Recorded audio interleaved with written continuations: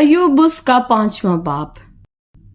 जरा पुकार, क्या कोई है जो तुझे जवाब देगा, और मुकस्सों में से तू किसकी तरफ फिरेगा? क्योंकि कुड़हाना बेवकूफ को मार डालता है और जलन अहमक की जान ले लेती है। मैंने बेवकूफ को जड़ पकड़ते देखा है, पर निगाहन उसके मस्कन पर लानत की। उसके बाल बच्चे सलामती से दूर हैं, वो फाटक ही पर कुचले जाते हैं और कोई नहीं जो उन्हें छुड़ाए। भूखा उसकी फसल को खाता है, बल्कि उसे कांटों में से भी निकाल लेता है, और प्यासा उसके माल को निगल जाता है।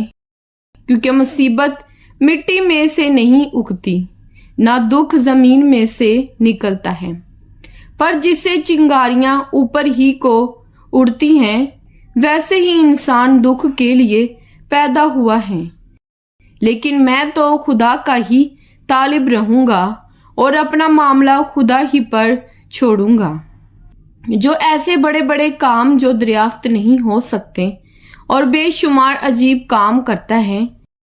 वही जमीन पर मींह बरसाता और खेतों में पानी भेजता है।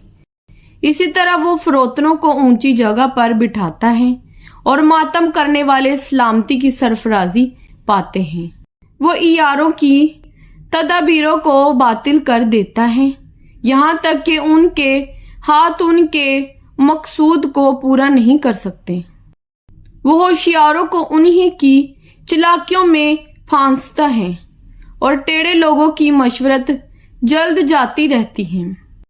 उन्हें दिन दिहाड़े अंधेरे से पाला पड़ता है और वो दोपहर के वक्त ऐसे टटोलते फिरते हैं जैसे रात को। लेकिन मुफलिस को उनके मुंह की तलवार और जबरदस्त के हाथ से वो बचा लेता है। सो मस्कीन को उम्मीद रहती है और बदकारी अपना मुंह बंद कर लेती है। देख, वो आदमी जिसे खुदा तनबीह करता है खुशकिस्मत है।